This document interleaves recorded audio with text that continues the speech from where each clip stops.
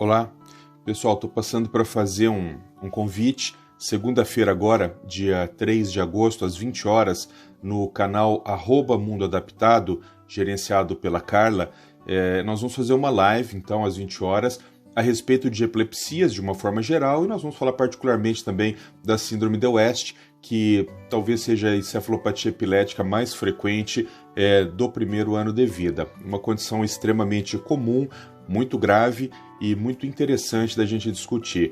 A epilepsia é, talvez, na neurologia, uma das minhas maiores, das minhas primeiras paixões. Eu me apaixonei por epilepsia antes de saber que eu ia ser neuropediatra, por conta da história da epilepsia. A epilepsia tem uma história fantástica. A história da epilepsia acompanha a história da humanidade, na verdade, né?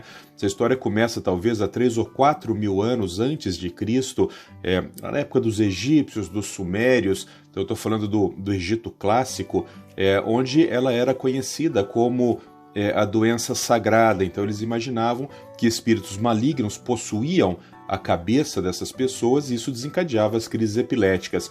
As lendas sobre a epilepsia, elas acompanham toda a Roma Antiga também. Na Roma Antiga, a epilepsia ela era conhecida como mal comicial. Vocês se lembram que a política ela se desenvolveu demais na Roma, né? Na Roma Antiga. E naquela ocasião já existiam os comícios. E daí veio esse nome mal comicial, porque se durante um comício uma pessoa tivesse uma crise epilética, aquele pleito eleitoral, aquela eleição, ela era automaticamente cancelada, porque eles entendiam que uma pessoa tendo uma convulsão durante um comício poderia provocar azar, má sorte para todos os próximos anos. Na época do cristianismo, logo no começo do cristianismo, a epilepsia ela muda de nome, ela passa a ser conhecida como a doença dos lunáticos, porque naquela ocasião eles achavam que as crises aconteciam por influência de corpos celestes, principalmente da Lua.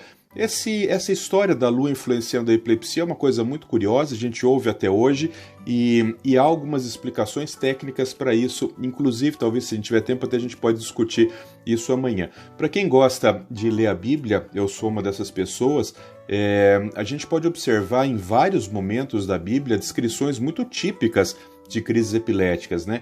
Então, para quem está acostumado com o evangelho de João Marcos, por exemplo, João Marcos, que foi discípulo, secretário, foi intérprete do apóstolo Paulo, 44 anos depois de Cristo, ele escreve o evangelho dele e ali tem a descrição clássica de uma criança tendo uma crise epilética generalizada.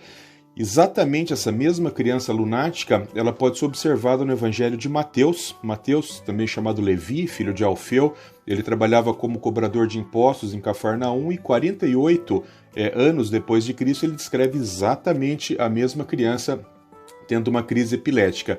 E, curiosamente, no evangelho de Lucas, que esse era médico, ele era pintor em Antioquia e também era porta-voz das palavras do apóstolo Paulo, poucos anos depois, em 55 depois de Cristo, ele também descreve exatamente a mesma criança tendo uma crise epilética. Então, tanto João Marcos como Mateus como Lucas, eles descrevem quando Jesus Cristo ele impõe as mãos, ele ordena a saída do espírito maligno e ele orienta o jejum da criança. E amanhã, nessa live de segunda-feira, nós também vamos discutir um pouco sobre essa questão do jejum, da dieta cetogênica e de como isso influencia no controle das crises. Enfim, para quem tiver interesse específico nesse tema, amanhã o canal é no Instagram, @Mundo Adaptado, às 20 horas da noite, às 20 horas. Um abraço.